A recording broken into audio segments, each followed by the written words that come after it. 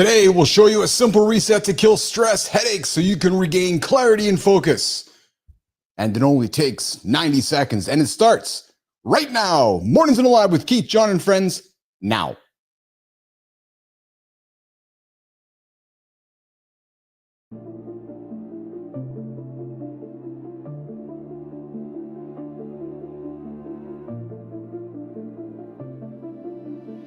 Welcome to Mornings in the Lab, where when something negative comes up, building muscle improves blood flow from squirty to squirrely. Start small, build up, and expand from there. Be entertained by fun over here. How have I slept? Has my sleep been good? That's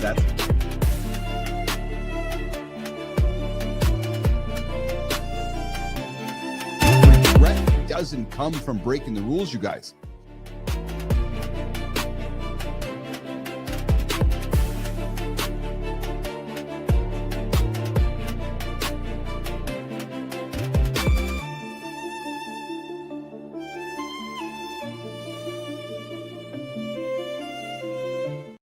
Hey fellas, you ever massage your jaw? Yeah, the jaw. And you feel like your brain unclenching? Well, today you're gonna get a 90-second reset. Yep, that kills stress, headaches, and snaps your focus on. But first, welcome back to Mornings in the Lab with Keith, Jon, and friends, your daily accountability partner for real talk, real motivating content, and a live morning conversation that gets your jaw unclenched and your head right. Guys, this is a live conversation, getting up and getting after it every single day, 8 o'clock Eastern time, right here on LinkedIn, YouTube, and X. Fair warning, we use big words here on this big show, so if you have kids around, we might offend them. Either get them out of the room or prepare them for new language lessons here with the handsome chief. Hey, thanks for tuning in, guys. Hit like, subscribe, and jump into the chat to say hi. Yeah, vertical comments are going to rock and roll today. The horizontal comments are going to rock and roll. And that's the best part about being live. Yeah, you get to interact with the hosts in real time. Yeah, that podcast stuff, you send a message and you wait for somebody to send you an email back. Yes, finally. We only have one rule around here. You don't hit the snooze button. Yep, we're going to be 9 minutes behind the guy who doesn't. Listen, you've been listening to the show for a long time, hitting snooze. You're minutes and hours and days behind myself and Andersen. Yep, and we're inviting you along for the ride. All you got to do is get up and join us, 8 o'clock Eastern time, right here. Let's talk about what's coming up today on the big show. First, yes, current conversations. So you know all the real talk and ridiculous talk happening around the world. Yeah, we're going to talk about a little bit of craziness happening all over the planet. Maybe some conversation with the guy with the orange hair. Yep, true story, dumping shit all over the planet. And hey, listen, apparently your desk plant's been watching you. You got a plant? Haha. I wonder if Andersen has a plant. We're going to talk about plants coming. Plant is a wonderful metaphor for what we go through every single day. Ricardo O'Neill. Yes, Ricardo O'Neill is coming up in the show today. He was supposed to join us a few weeks back, but a little scheduling conflict, so we are excited to have him here today, joining to talk about his local first play that turns nice clicks into real walk-ins. Good morning, Sullivan. Good morning. Tom Ritchie, I see you out there, brother. What is shaking, my good friend? Hey, the deep dive. Yep, the 90-second jaw reset you can run before they call that usually causes headaches. We got Matt Roof here as well, the uncommon kindness guy, the kindest guy on the planet. Matt Roof, what is shaking? Brother, reloaded. Oh, man. We got a conversation right out of the book of John. Yep, the book of John, Jimmy. Producer Jimmy on the buttons today. Yep, we're going to be talking dump work. Yeah, the art of when to dump for men. And we're not talking brain dumps. No, we're talking dumps in the can. And I have maybe it's 2025, so we might be just looking for Kohler for a sponsor to get us involved with something Johnny's up to. Hey guys, listen, one tiny habit is burning $100 a week. We're going to talk about that. And as always, we're going to wrap it up here with the Community Corner, where we feature stories across YouTube, Substack, and LinkedIn. Oh, baby, we're going to get after it and celebrate some awesome humans. Hey, Sterling. Hey, Preston. Hey, Jimmy. The Morning Loop. Oh, baby. It starts right now. Oh, hi, nation. Welcome to another loop at the lab. Keith, Marty, crew, good to see you. Good morning, Mr. Andersen. what? Sterling, if Jon were a judgy plant, what would he be? Jon's in a league of his own. He'd be a Jon Andersenia misreadensis, known for mislabeling bromance as romance. Yeah. Apparently, we're talking about judgy plants, nation. Who even comes up with these topics? Probably Jimmy. I guess it has merit. I mean, if I were a plant in John's bathroom. Don't go there, man. Now's not the time. Oh, right. There's a perfect time to poop. And to talk about it, apparently. Oh, yeah. It's gonna be another fun day at the circus. Let's get it rolling, fellas. Keith, plants or poop first? We won't judge.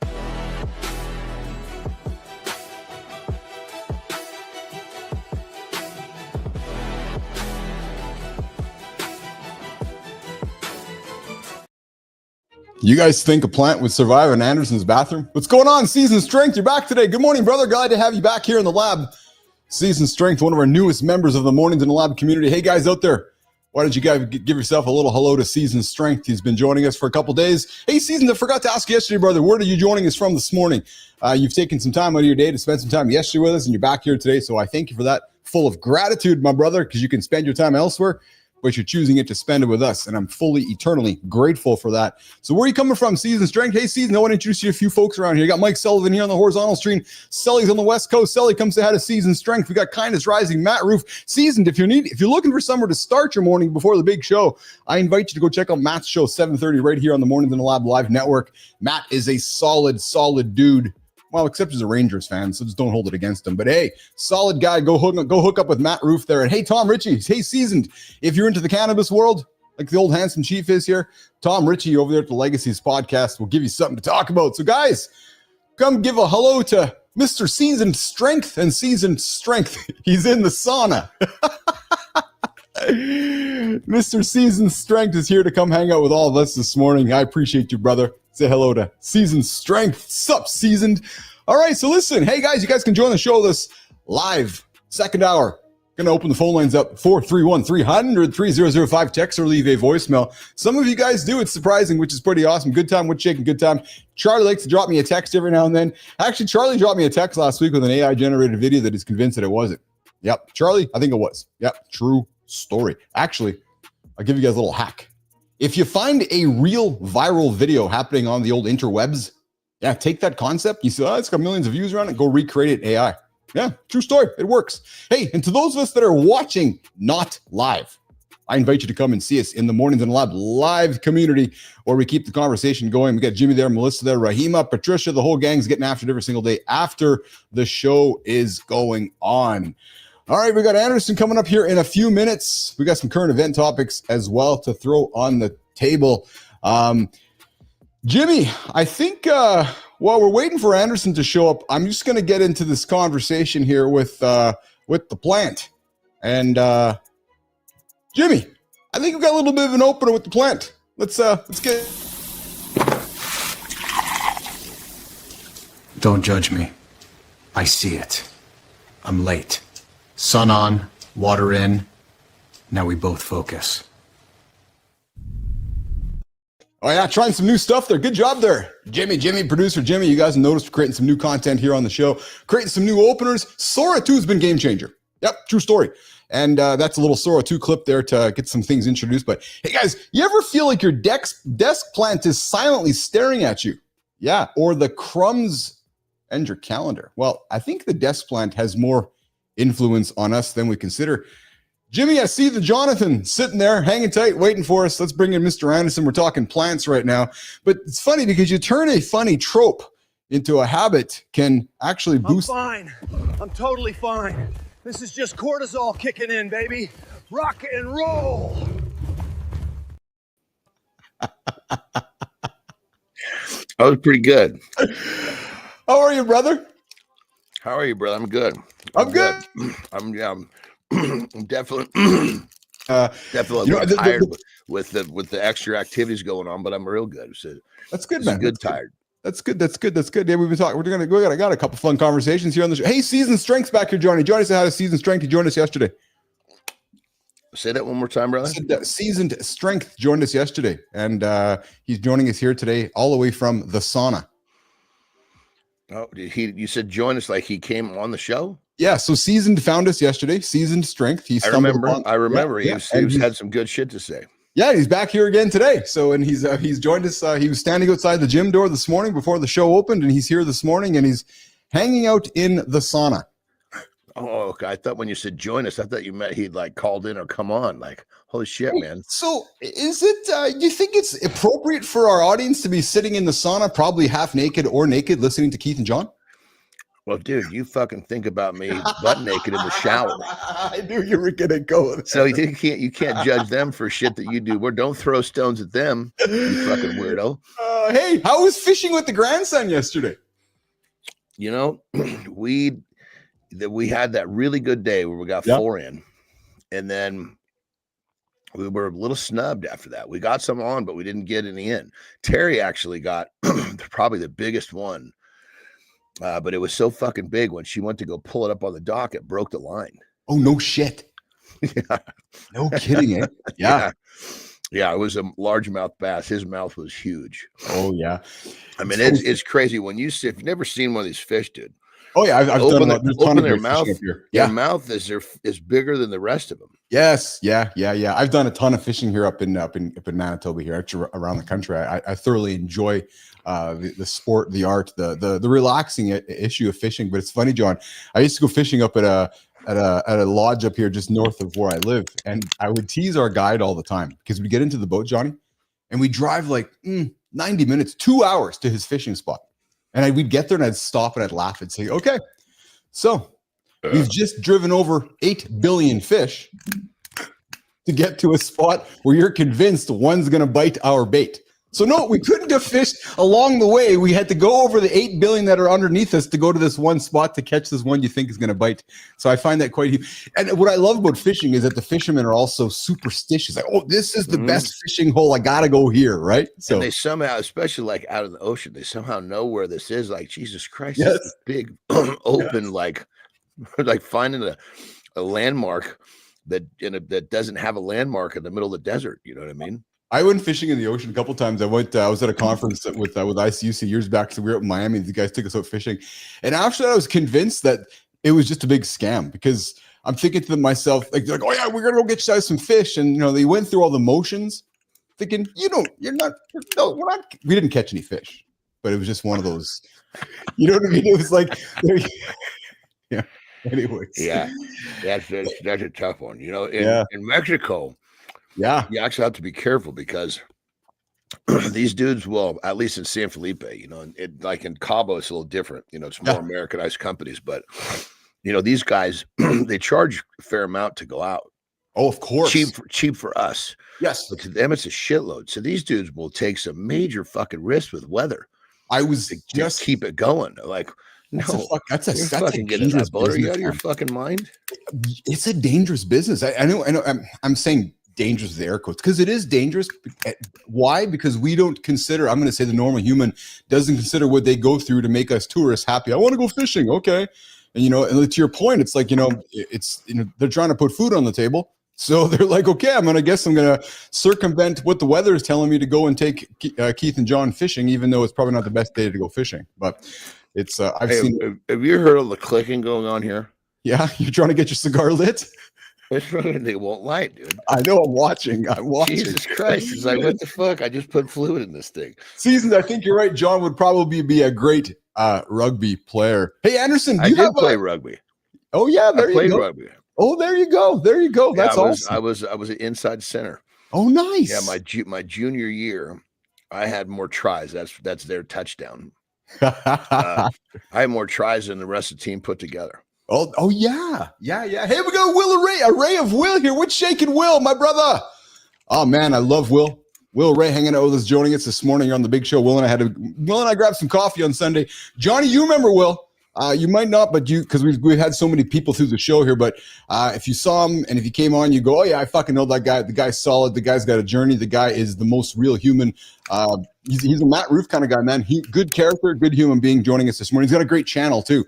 And it's funny because him and I had a chat on Sunday about the world of content and YouTube content and live. And he's like, everybody says you got to stay in one niche. I'm like, no, man, you got to make what's important. We're living in a world of interest media now, not social media.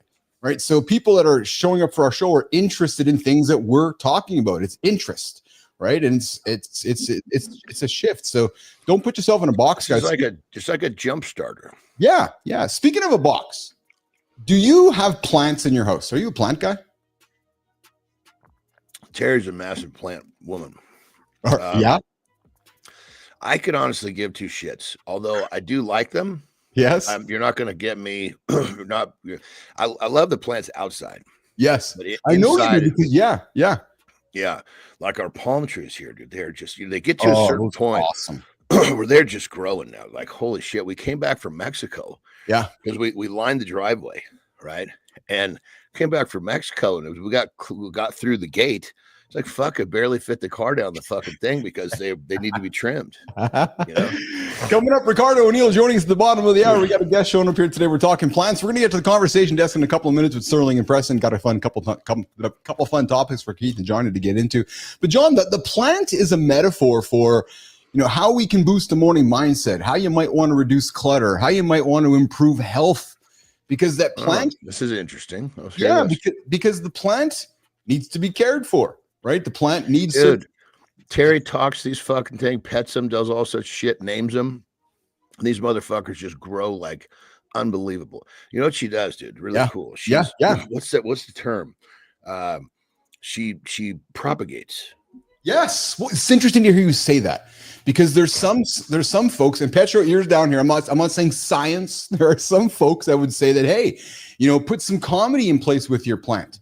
Right? Put some personality around it. Use some laughter to open up some real talk with your plant about your goals. And John, your plant could actually be your silent daily accountability partner. And they found that the plant feels and understands more than we thought. Yes. So maybe mood and productivity, maybe office greenery or house greenery might be associated with lower stress and higher perceived focus. Right. I love all the green and the thing that they give us. It's something that it's just not in my level of interest is outside and inside. That's the best. Yes. Well, but I hear you. What I enjoyed about this topic when I found it was that, so we talk about behavior stacking. We were talking about the microwave yesterday. We're talking about, my uncle who's struggling with getting on the toilet, and hey, let's just do some squats at the microwave, right? Well, hey, listen, you place your plant beside the object that you forget to use constantly.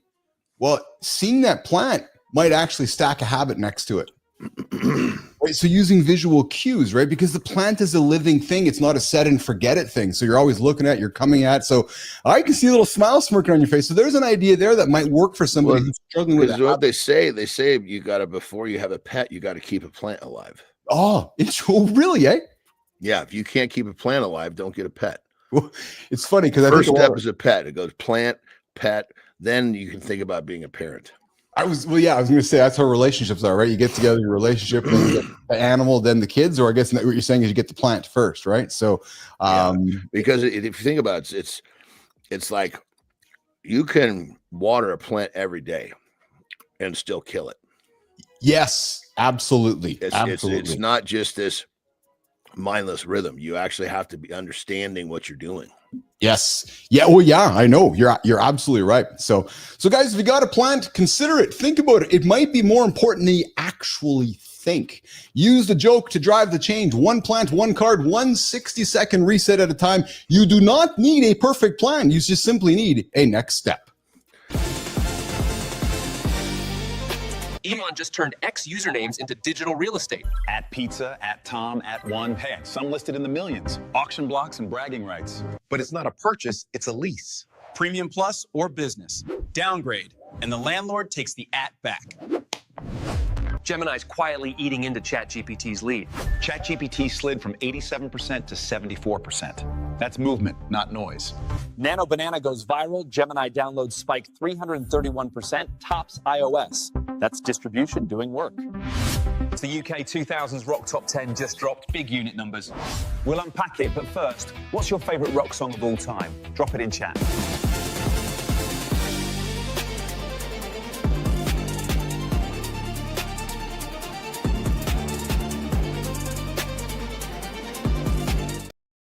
Good morning, nation. I invite you guys to come join the comments over on the vertical stream here. You can come or send a text second hour. The phone lines are open 431-300-3005.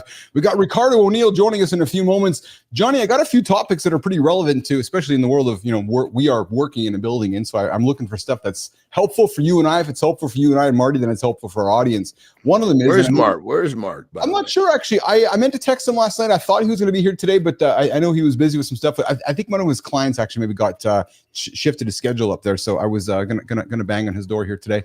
But we talked yesterday. I'm an original Twitter user. So are you. Well, folks that are looking for new or different Twitter handles, X has just relaunched, John, a marketplace for handles. So if you're like, hey, you want to get at John or at peptides or at something like that, there's a marketplace now that Elon has launched that will allow people to go buy handles over on X in his ability to continue driving new revenue opportunities. So it's actually a pretty smart move, I think. Yeah, absolutely. You can never, he's always a step ahead.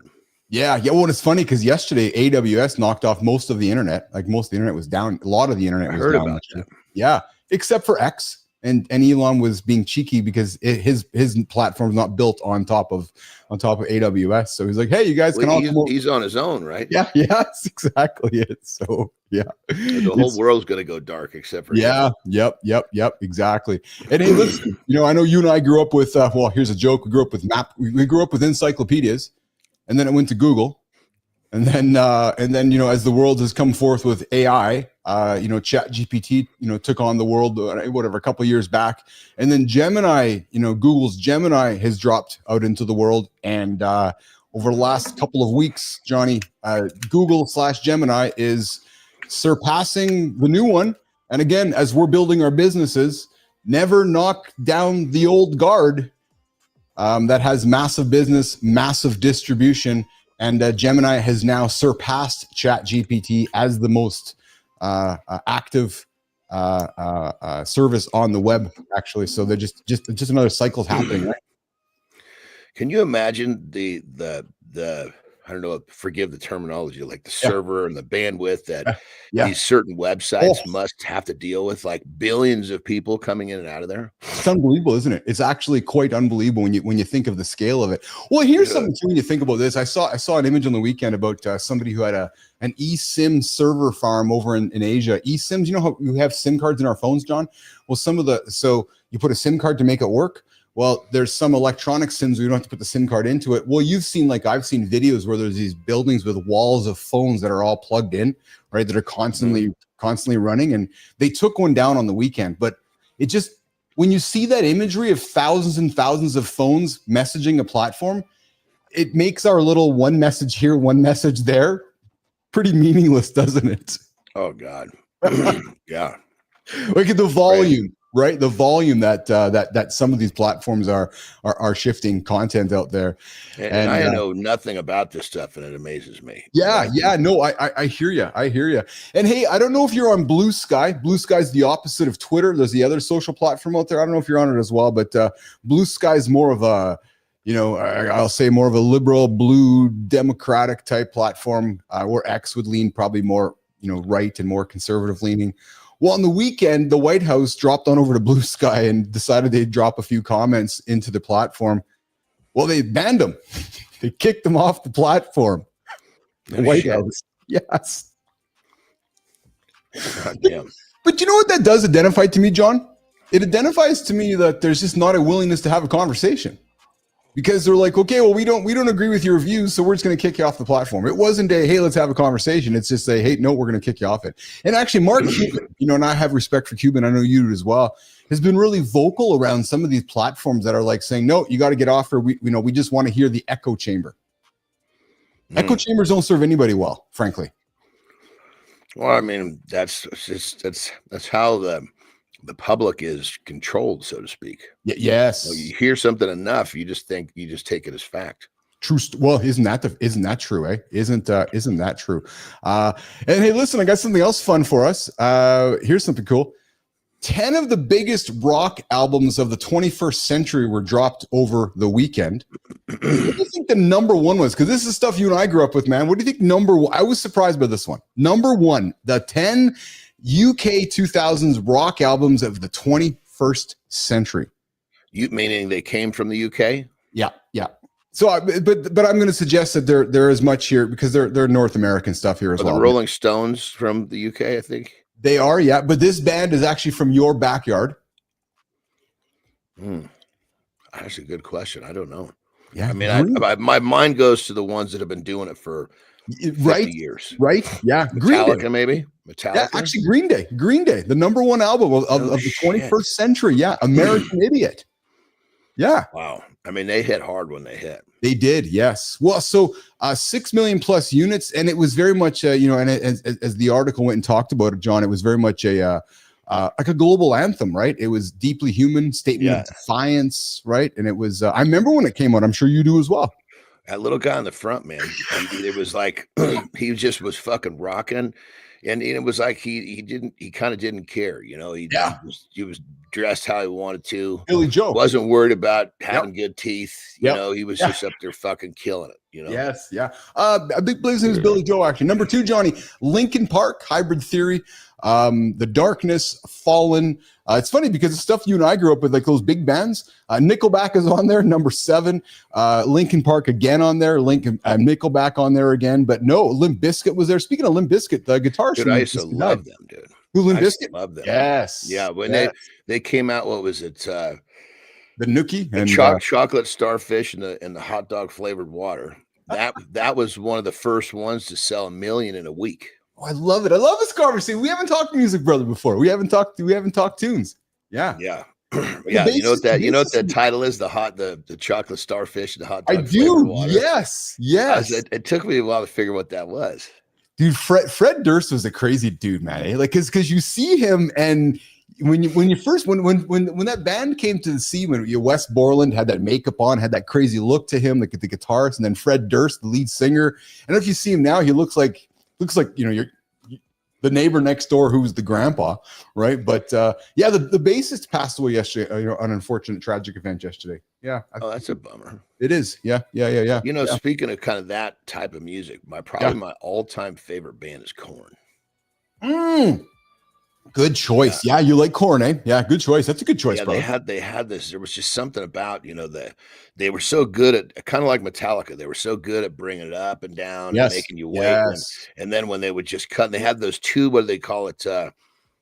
Harmonic guitars. Is that what they call them? Where 2 guys are playing the same shit, and when they're on, it's just a different sound. Yes, but you got to have 2 guys that are good at it. Otherwise, it just sounds like a bunch of fucking shit. And those dudes used to just fucking get it, man. Yeah. Tool, good choice, man. Tool's good stuff. I'm a big fan of Foo Fighters. Not Tool, weird. It was Korn. I'm sorry, Korn. Yeah, no, I'm thinking. But Tool's right there too. I know Tool's awesome too. Oh, Tool's another one. Oh, Jesus, dude. Yeah, some of those I had a buddy of mine that went to one of their concerts. He's like, dude, they came on, it was dark. Yeah. And there was no lights on, nobody even knew they're on the fucking stage, and they fucking hit that bass drum. He goes, dude, I felt it like somebody hit me in the chest. Oh, yeah. Because they were the loudest act I've ever been to in my life. That's awesome. Yeah, guys, Seasoned Strength comes back, says Korn equals good, Soundgarden equals great. Oh, Seasoned, I could not. Dude, when Chris Cornell died, I cried. We lost a voice, man. Chris Cornell, Chester Bennington, Tom Whelan, those 3 voices for me, Stone Temple Pilots, Linkin Park, and Soundgarden, those 3 voices, John. I was training with AJ at the gym back then, man. We would do like music-a-thons in the gym when those guys died, man, because we don't find voices like that in today's music. Yeah, the voice that I liked in that group, which we didn't mention, was Alice in Chains. Oh, yeah. His voice was Lane Staley. Yes. Dude, and if you never saw him, you'd think he was some fucking massive dude. He was just this fucking drugged up 90-pound with this voice that was like, yeah, poor guy was really messed up on that shit, though. A song I really enjoy too is Sounds of Silence, lead singer, redid Paul Simon's not Soundgarden. You guys know it. It's on the top of my tongue right now. Anyways, another great piece of music. But I love how music brings us together. And it's funny because our artists. We got as our artists age. We age with them. But then you see them and you're like, I don't look like that. I saw a picture of Vince Neil recently, lead singer of Motley Crue, and I was like, oh, that's not the Vince Neil I remember growing up with. Yeah. You know? Well, you know, it's crazy. I mean, and you see like Metallica, man, these fucking guys still get it. Dude. You know, to this day, one of the greatest movie scenes I love is when Metallica did their behind the scenes movie. How was it again? Something Monster. Yeah. And there was this scene there where they invited Jason Newsted into the Robert Trujillo into the band, and they said, "Hey, would you be in the band? Here's $1 million." Is that back when $1 million like a lot of money? And there was that scene there, and he didn't know what to say. It was so awesome. That scene, they wanted to bring someone in that was like going to be a real. He was going to stick. You know, so cool, man. So cool. You know, the crazy part is like you look at some of these guys, or that band, and there was so much turmoil, obviously at different points, and kind of like Motley Crue, they just realized they were just they had something together, and they just needed to realize it was just fucking deal with it and keep going. You know, isn't that true? Right? It's like our the motley of our crew is why we work. So let's find a way to make it work, right? And even though we might not like each other, or even though it might not work, there's enough money for us to figure it out. But as we see, it's coming to a head now with Mick Mars and some of the band and some of that. Hey, what's shaking, Cal GS? Welcome to Mornings Live with Keith, John, and friends. We're having a music conversation before our guest Ricardo O'Neill joins us in a few moments. Hey, when you cut me loose, I got to walk to the fucking main house because my daughter's in the guest house. I got to walk to the main house, take a piss, and light my cigar. So it might be a hair bit longer for me to get back. That sounds good. Okay, I see that. I see your note there, Jimmy. Thank you for that. We got his camera is not working on the horizontal feed. Season Strength, Rusty Cage, bro. That's my favorite Soundgarden song right there. Yes. that's fucking. It's just started off with that guitar. Yep. What the fuck was that? A guitar? Holy shit. Yes. Yeah. And then Chris Cornell, when he starts fucking belting out that, when he would go, dude, it was like, holy shit.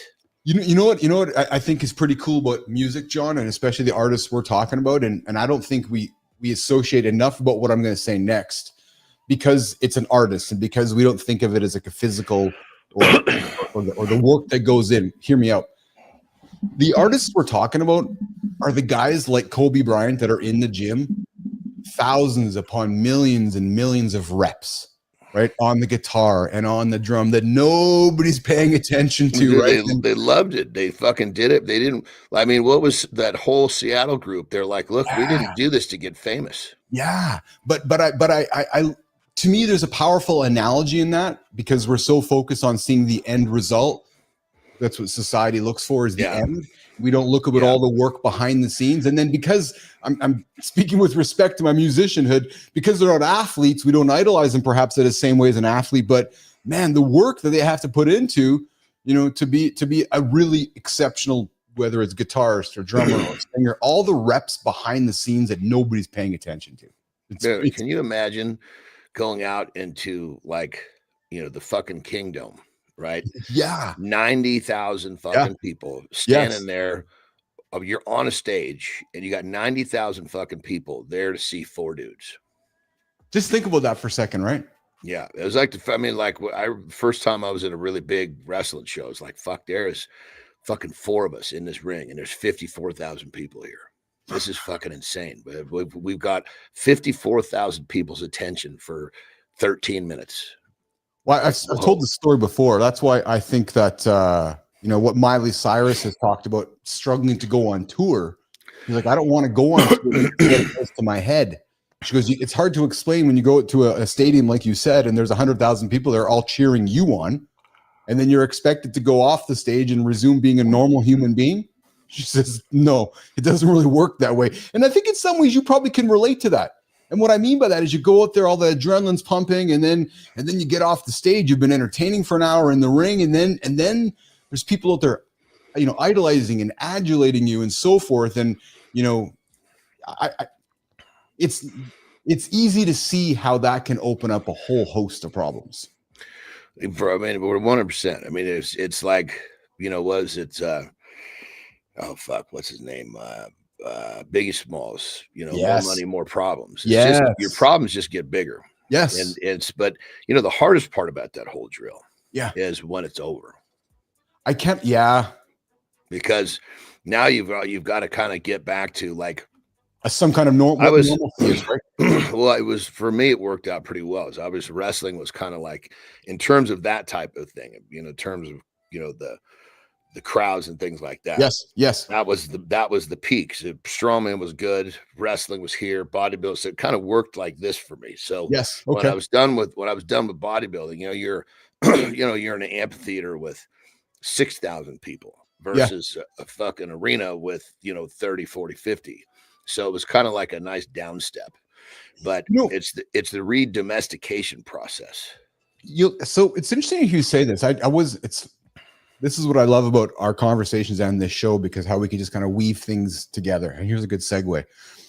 Your comment leads me to something I heard on the weekend about my local hockey team, which I'm proud of. I talked about my Winnipeg Jets. The owner here on the team recently signed 2 of the stars, I guess a year ago, to basically lifelong contracts with the team.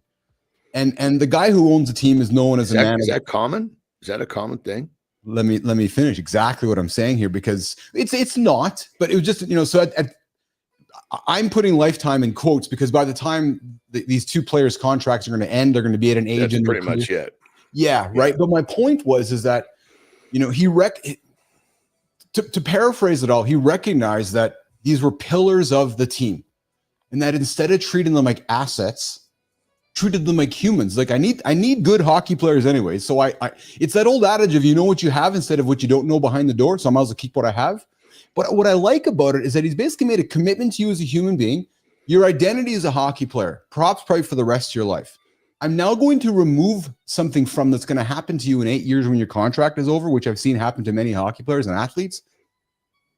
Your identity goes away. Like, oh fuck, what am I now? So what I'm suspecting is actually happened now. He's like, hey, here's a contract. When your days are over, you probably can work with the team. Don't worry about who you are as a human. We got you. You see him getting at? He's not treating him like an asset, like a human. I that touched me, because there's value in that, because we hear too many athletes, too many people that are working for somewhere that then get kicked out. I'm like, okay, so who am I? What am I now? Well, it's like a partner in a law firm. You do well enough, they build around you. You become a partner. Yes. That's exactly right. It's exactly right. Yeah, like my main guy, he's a partner in my mentoring company now. That's awesome. Yeah, there you go. He's got a home. I refer to this as our deal. Beautiful. I like that. All right, well, listen. So Ricardo O'Neill's going to reschedule. Has some technical difficulties. Jimmy, let's cut Johnny loose. He can go to the restroom. He's going to go walk over to the restroom and grab his. More importantly, I got to fucking light this up. I believe me. I know how it works, brother. So let's get you over there to get that cigar lit up, and we'll do a little reset, and we're going to keep the show going here on Mornings in the Lab with Keith, John, friends. Coming over to the comments, guys. Talking music, talking current events. I got some did you know for the table here. Actually, Jimmy, I got a did you know from last night that I'm actually going to see if I can pull it up here outside of what we have on the table here. Petrocelli, nothing worth doing in life is easy. Yes, and pride cometh before the fall from season's strength. True story, season. And we got Cal GS as well hanging out with us there in the lab. Guys, I'm not ignoring you. Just looking for something here on my phone. I think I have something that might be kind of interesting here that I can throw on the table here this morning that is outside of what we currently have ready to rock and roll. But anyways, Jimmy, okay, let's do this, Jim. Let's get ourselves over to the prank conversation, Jimmy. The Dumb Shit Award this morning. We got a Dumb Shit Award, guys, this morning. And I think, Jimmy, you got a little opener for it. Jimmy, if you're ready, let's run that opener for the Dumb Shit Award this morning. Clout to cuffs. Pretend staff. Real charges. Attention isn't achievement. Be unignorably useful. Yeah. So Dumb Shit Award today, guys. True story. Yeah. So we got a Tempe-based creator. Oh, creators. Yeah. Who allegedly impersonated staff and staged business takeovers for content. In other words, hey, let's go and create a bunch of great content that was all staged. And then eventually he was arrested on burglary, impersonation, trespassing, and disorderly counts because none of it was real. So today's Dumb Shit Award, Jimmy, goes to the fellow. And hey, like we've talked with Johnny here, we're not calling the human who's doing the crazy stuff, we're not giving you the dumb shit award. No, we're giving the action the dumb shit award. And actually, Jimmy, I remembered what it was. I got a what's the word I'm looking for today, guys? I got a not comp, I got a side associate. I'm looking for, guys, help me out here. A secondary. I got a secondary dumb shit award this morning. This one's there's kind of some not kindness in this one, but I still got to put it out there. So last couple weeks ago, a young girl fell out of a porthole on a ship. Yeah, true story. In the ocean, Disney ship. Yep. The dad jumped into the ocean to save the daughter. Well, it's been revealed. It's been revealed in the last 48 hours that the mom might have something to do with it. How? Well, she might have been encouraging her daughter to sit in the porthole for some Instagram content. So, just saying. Something kind of crazy about that whole thing. We are always pursuing the moment, and the moment that the daughter was sitting in the porthole, the daughter fell back into the ocean, and the mom got her Instagram moment. And it's interesting because the cops pieced it all together when they pulled the phone up, and they're like, hey, wait a minute, how come oh. So, honorary dumb shit award, yes, to the mom last couple weeks ago who decided to put the daughter in the porthole and watch the daughter fall back into the ocean. Yeah, I don't know. I don't know what to tell you. I don't know what. I'm just the guy delivering the messaging, guys. I'm just the guy delivering the messages. That's all that I'm doing. Yeah. John Petricelli, dumb shit award trophies, brilliant and priceless. Yes, we're gonna get better at it, man. I think this piece here is gonna circulate well on the social channels because folks just. There seems to be Petro. What I'm learning, dude, there's no shortage of dumb shit on the planet for us to talk about. It's just finding the good shit to talk about. All right. Hey, Jimmy, we got a did you know topic as well that I thought was pretty interesting. And let's throw this one on the table, Jimmy.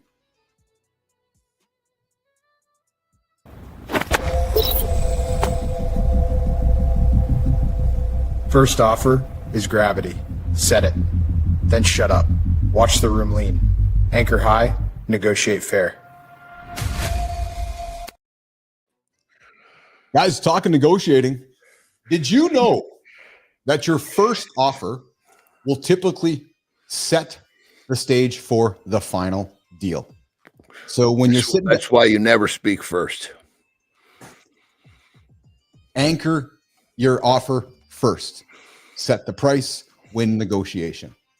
So go ahead. My rule of negotiation is don't speak first. Yeah. Well, there's absolutely something very powerful in that. There's no question about that. Yeah. There's something, anchoring effects are powerful though. The side that sets that reasonable first number generally pulls the outcomes towards it. So while I hear you on not speaking first, there is logic, and Petro, I'd love to hear your point of view on this. There's logic and there's some I'm going to loosely use the word science that suggests that anchoring psychologically will pull you in a direction that I want you to get into by anchoring our discussion first. And well, actually, go ahead. Sorry. So actually, it might even be happening right now because I'm working with a fellow. You know what I love about you when you talk about working on your business, and I see you get all giddy because I see you, I watch. You're like, oh, I'm working on my business. You get to smile on your face. You get all excited. It's like you're fucking like a little child. This boy working on his business. Well, I've been working on some stuff here behind the scenes as well, and I'm working on automating a lot of the back end, like automating it all, right? And I was talking to a fellow over the last 24 hours. He's overseas, and this is exactly what's happening. I'm anchoring our offer right now on what I want to pay the fellow and what he wants me to pay him. So it's interesting because he's like, how about this? And he's made the first offer.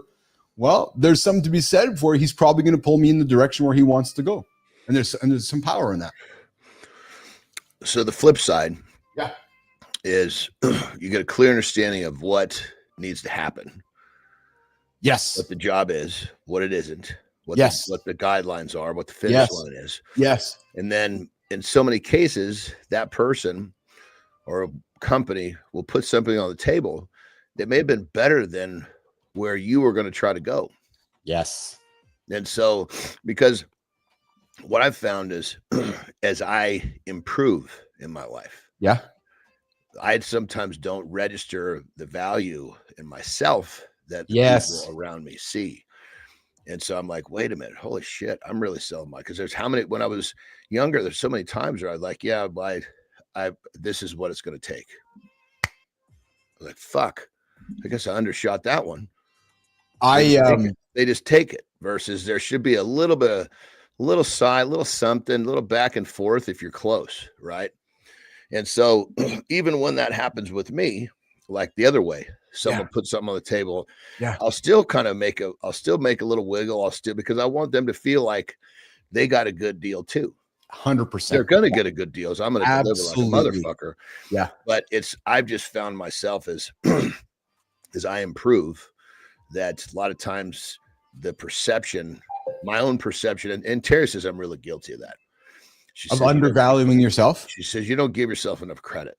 Yeah, I'm gonna suggest we as humans have a natural tendency to do that. Perhaps I know I'm the same way. I struggle with my value, and so let's go here for a few minutes. I struggle with my. Actually, I'm gonna suspect you're the exact same way with what I'm gonna say next, because the things that come to you come so easily. Your value you take for granted.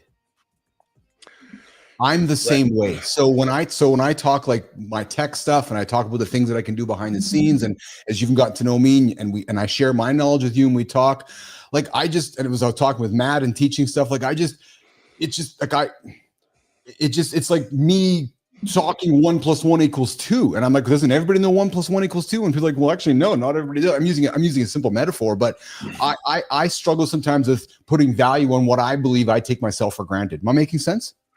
Yeah, and totally. And as I kind of discovered, as you were talking about for you, as I discovered for myself, okay, what is it that's doing this? Well, if you look at, the successes that I've had, the timeline that I've found success is so much faster than the norm. So in my mind, I'm comparing my worth on a timeline, but not what I've achieved in that timeline. And so, like if it takes someone 10 years to do something and I did it in, 18 months, my value is still at that level I reached, not the 18 months that 18 months. Normally someone's value in X is something is to here, right? If I can get to here in 18 months, I need to realize it's not how long, my 18 months is different than most people's 18 months. Yes. I had to eliminate. In my mind, I had to eliminate the time that I've been doing something. Yes. I think what I'm saying with you though is let's use peptides as a topic that you are so well, in and out, to a point where you probably have forgotten more that you know. Right. So what I mean by that is that there are men that want to be your customer, that want to work with you, that may have questions or may be seeking knowledge that probably can place much more value on what you have to offer, but because it's so normal to you and it's so like it's just what I do, you tend to probably diminish your value because you're not even aware of it, right? Where there's some man that might like normal to me is not as high level to most. Let's use this show. Normal to you and I is getting up and doing this every single day. Well, we've learned that it's not a normal for most human beings where, this just seems to be normal. So maybe as a result, we might place a different value on this where it's like, well, this is fucking easy. Like, why? Like, okay, well, again, follow my simple metaphor. Yeah. Keith and John will teach you how to do this for $100 a month. I'm again, just using a simple thing when some guys are like, really, that's it? What do I got to do? Show up every single day. Oh, I can't do that. And when you are like, what's so hard? Like, that's just what you do. You know what I mean? So and this is where I get fascinated by the lawyer conversation. Cause you and I grew up with our parents saying, hey, we want you to be a lawyer or a doctor. Cause there was that knowledge that if you became a lawyer or doctor, you can charge thousands and hundreds of dollars per hour, et cetera, et cetera. Still to this day, if somebody said, hey, Anderson, what's your hourly rate? You might question what it is when if there was a lawyer with your experience is like, oh yeah, I'm $3,000 an hour.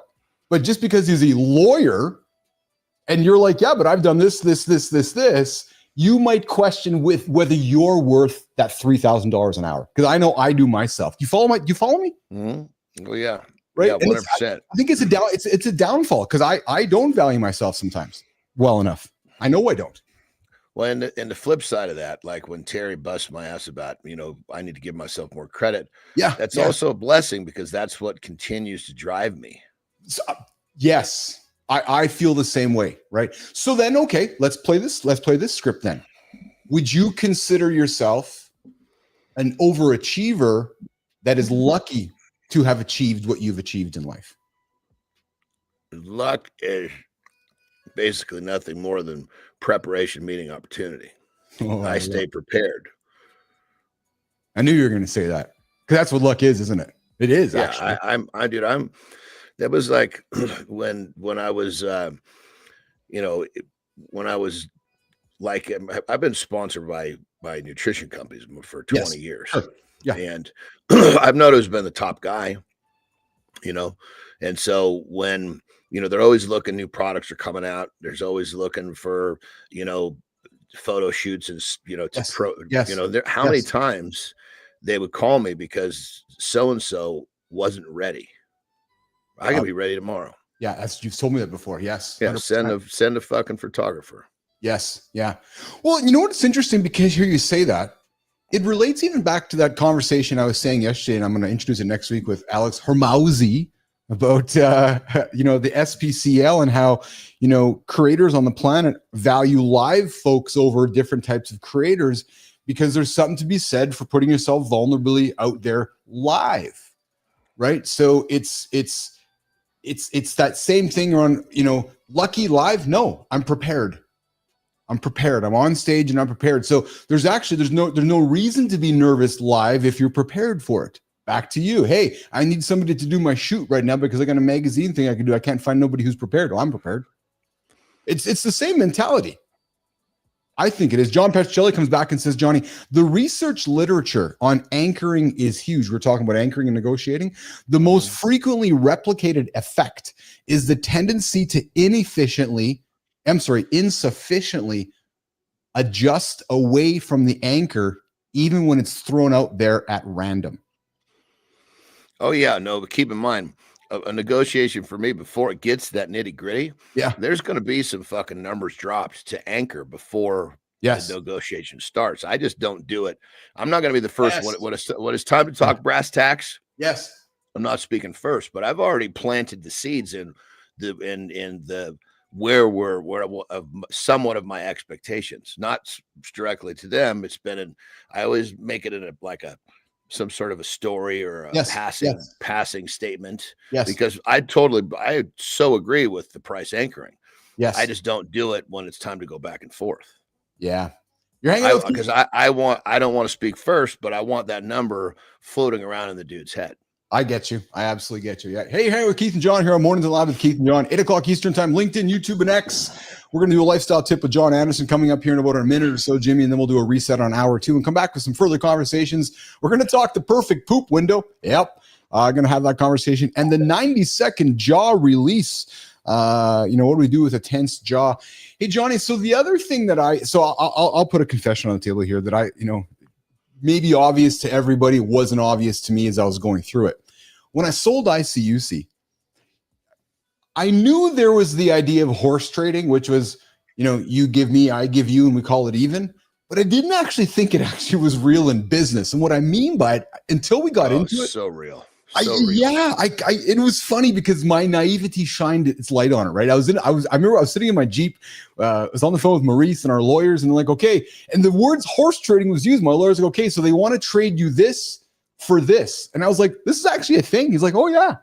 And it was one of those moments where I was like, holy fuck, this I feel like I'm a kid in the schoolyard saying, hey, John, I'll give you this Wayne Gretzky card for you to give me the Oral Hershiser card. And it's like a horse. And I knew of it in a metaphor, but didn't realize that was how it worked in the real world of business. And it just opened my eyes, man. True story. Well, and the cool thing about that is I'm trying to think of I remember I traded a car for a really fucking because we were having our house in Northern California, we're having the whole fucking thing done in Venetian plaster, which is a fucking expensive job. Yeah. The whole fucking house, every Yes. single surface. Yes. You know, the only place we didn't do it was inside the closets, right? Okay. It was a fucking massive job. Yeah. And there was a vehicle that I had that it wasn't that special to me, and it wasn't definitely not my favorite car. And I was just kind of one of those cars that was, yeah, it's a cool car, but fucking dude loved it. and you know, he kept talking about it. I'm like, well, fuck, let's throw in the deal. Oh, yeah. And I couldn't believe how much he took off. I was like, done. I got the fucking pink in my office. You know, the perfect example. If I'd have said, yeah, I'll give you, will you take X off for the job? I'd have shortchanged myself by probably 30%. Yeah. That car wasn't worth that much to me. The work that it was going to take me to sell it. Yeah, makes sense. Or if I traded in, I would have lost a fucking ton. Yes. I was like, holy shit, this is so, it was worth a lot to him. And the way it was put into the deal was worth a lot to me. So it was fucking perfect. I was just going to say, and what was cool about that is you both walked away with being happy, right? And what's really cool about that is that you went into the whole thing not even knowing that was going to be part of the conversation. When he's like, hey, I like your car. And you're like, oh. And he couldn't afford it. Yeah. But doing this job, he was able to. It was like fucking great, man. Yeah, Season Strength comes in and says, barter system, baby. Yeah, know your opponent. Yeah, like I said, it was a real eye-opener for me when I went through that. And then, of course, you know, when I went through my personal journey of going through divorce, it's the same kind of thing, right? It's, you know, trading here and trading there. But really the horse trading part with business was quite fascinating, especially with the anchoring and what you want and what you don't want. And like I said here on the show many times, right? If you and I are negotiating on something and we get to a point where we both leave a little bit unhappy, it's probably a good deal for both of us, because that means we both have got somewhere where we both know there could have been more, but we're both happy enough to continue moving forward. Yeah. Instead of one guy going, yeah, I fucking won, man. I got the better deal than John. And John's like, what the fuck, man? What is Bill's got a better deal than me? And then over time, what happens? Animosity creeps in, and you're like, wait a minute, I got, you know, it's like, no, I'd rather have you be a little disappointed, me a little disappointed, us going, okay, we're both pretty happy because I didn't go back saying I fucked you and you fucked me. That's right. It goes back to, look, we both have to suck an equal amount of cock in this game. Jimmy, there's a segue to the lifestyle tip this morning with Mr. Andersen. It's time for the big man's lifestyle tip, business athletes.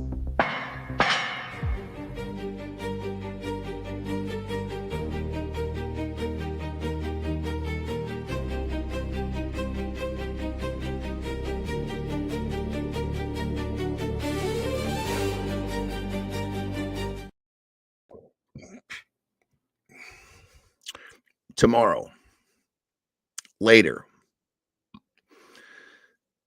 these little phrases can literally rob you of everything you're looking for in your life. And we've talked about this in different forms and many, many different lifestyle tips. And I keep going back to it because it's one of these things where, see, your brain is always looking for you to be comfortable. And it feels good to say, oh yeah, I'll do it tomorrow, because it makes you comfortable at that moment. But really what's happening is that you're creating a habit to where you give in to the idea that doing it now is not the right answer. And in some circumstances that might work, but generally speaking, I'll worry about it later. I'll do it tomorrow. Becomes this reoccurring habit. And you're going to wake up, you're 45 years old, you're going to look in the mirror and you're going to go, what the fuck happened to my life? What happened to all the cool shit that I wanted to do? Then you're going to have to square up, look yourself in the eyes and go, remember, you were going to do it tomorrow. And you see how this little tiny thing where your brain is just kind of trying to keep you in a comfortable, familiar spot doesn't seem like much right now in the moment. But when it becomes a reoccurring habit, it literally will strip your potential. It'll strip your future. And it's like a boa constrictor. You don't even realize that it's doing it until all of a sudden one day you can't fucking breathe. Well, don't let these little phrases take you into a place where you're not getting from your life what you want. It's just one simple change in your mindset. Not later, not tomorrow, right now. Rock and roll.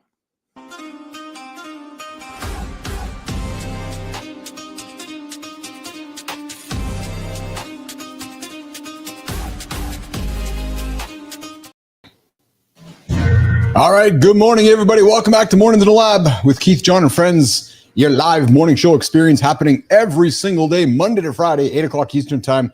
YouTube, LinkedIn, and X. Hour one, guys. We got into some plants with opinions. We had a guest that had the bump. We had some technical issues, so Jon and Keith got into a conversation around some of the best music happening on the planet these days. We talked about some current events that happened over the last 24 hours. X is launching a marketplace, you guys, for handles that you might need or you're looking for along the way. And coming up next, we're going to talk the jaw release protocol. We're going to talk the best poop window for men and $100 leak. And we're going to wrap it up with the community corner with Maya at the bottom of the hour. So guys, if you're new here, I hope you enjoyed this live, candid conversation that happens every single day that you're not going to find anywhere else. So hey, hit it, subscribe it, come say hi in the comments. Jimmy, let's get hour two starting right now. Behind the eyes, 90 seconds. Press, open, glide. Switch sides, exhale. Head clears, back to work.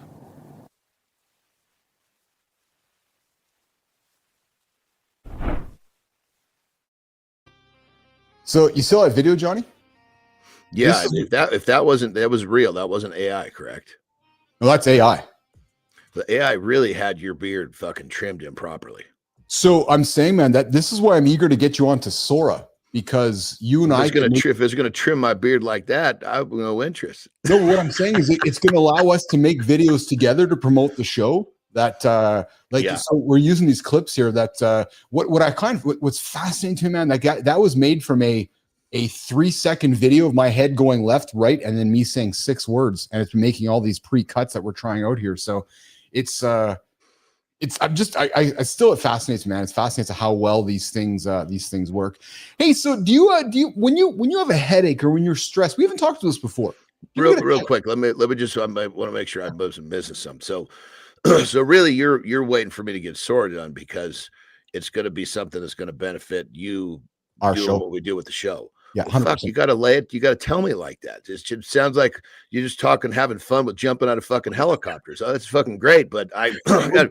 You put it in the fucking pipeline of progress, it becomes a different creature to me. Send me the fucking link again. You know what's funny to say that? Because yesterday when I was working on it, I was it's true actually. And we're just doing it live on the show. I was gonna send you a text today to say, hey brother, I just, you know what it is? It's levers and time. And sometimes you're like, okay, my time right now. Yeah, no, I just didn't understand that you were using it for production and for us to make progress.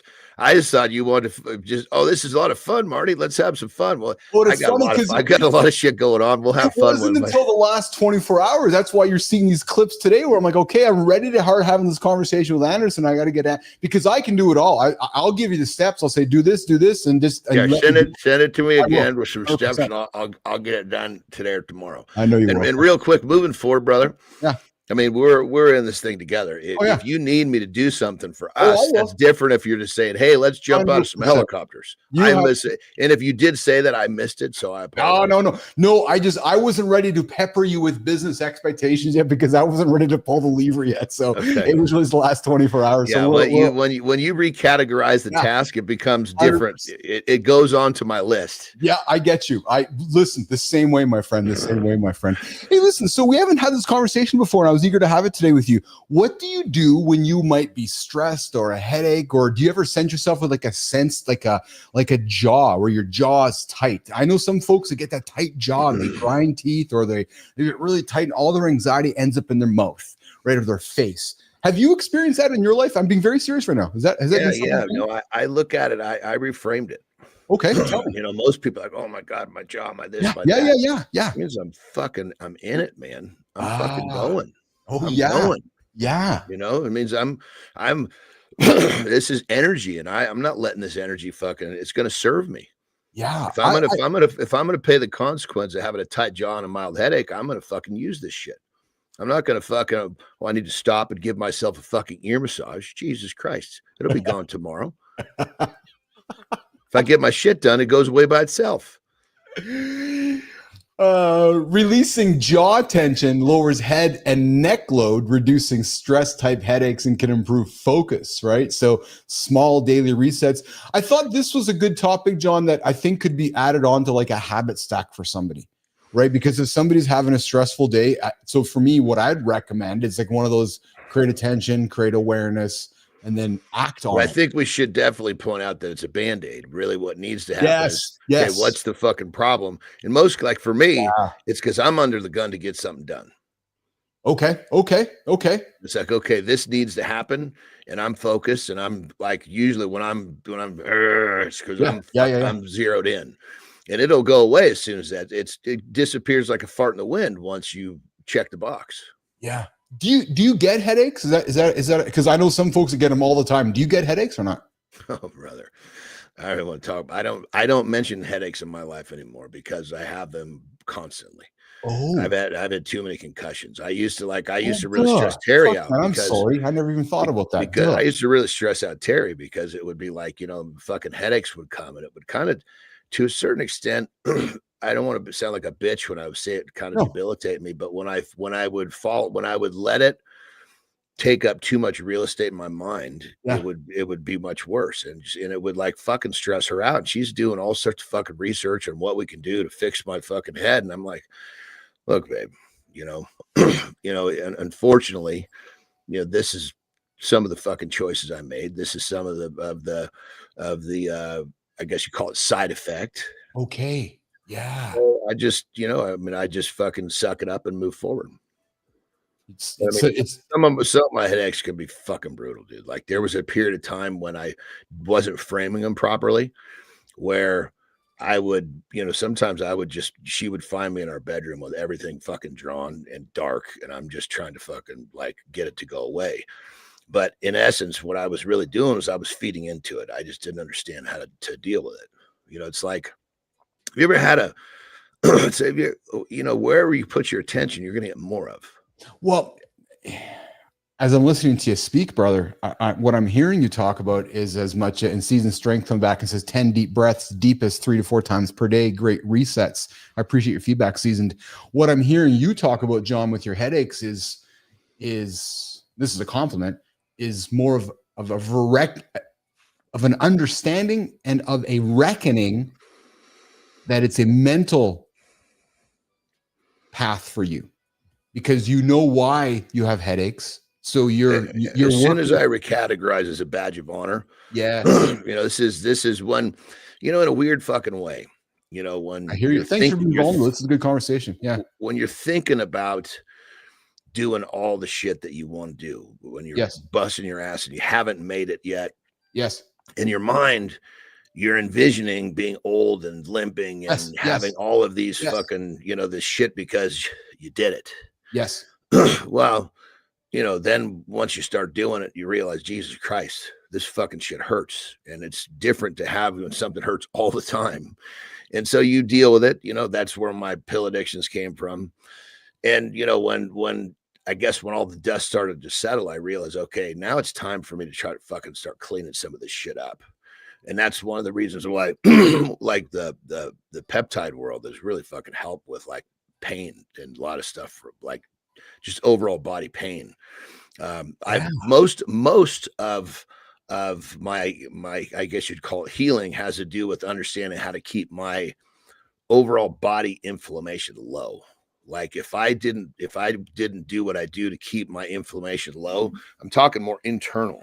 Yes. Then, my fucking body just kind of throbs and aches. So I've learned how to deal with that. And, but I guess what it comes down to is, you make a decision and you realize, and I realized early on that this decision was going to have some consequence, and I was good with that.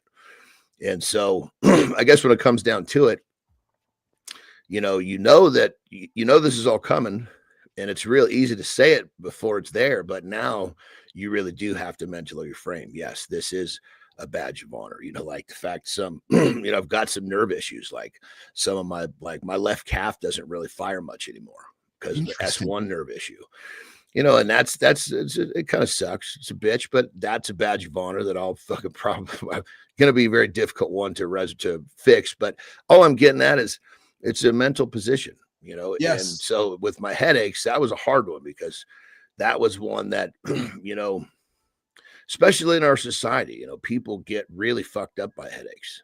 And I think it's because it's because of the way that I guess that's the simplest way to put it. Well, where you put your attention, you're going to get more of. They're debilitating too for me. Like, Maurice, my business partner from ICUC days, like his headaches would debilitate him, and I would watch him it would make me sad because he was the migraines and so forth, and you just want to help somebody, right? So to hear how you reframe it, because you're right, society has a lot of folks that struggle with headaches, whether they're migraines or whether a number of reasons, right? Stress related, physical related, right? So yeah. So I think it's just, and by when I say this, I have zero interest in sympathy. These are my fucking choices. Yes. And when it comes down to it, any struggle in our fucking life, any pain in our life used properly can help us fucking get better. And that's the way, like the thing on the jaw and the headache in the back behind the ears. I reframed that too. How do you think stoicism plays into this with you? Because I'm going to suspect that has helped you reframe it in your mind and how your behaviors will link to some of the feelings. Make sense? Yeah, it's a good question because I learned to reframe shit before I discovered stoicism. Oh, interesting. Yeah. Yeah. Stoicism was kind of one of those things when I found it, I'm like, fuck, man. Yeah. This makes it's like kind of validated some of the shit that I was doing. Well, I think what it did for me, like you, I think, is that it put a name on it put a label on things that you were doing. You're like, oh, there's actually a name for this.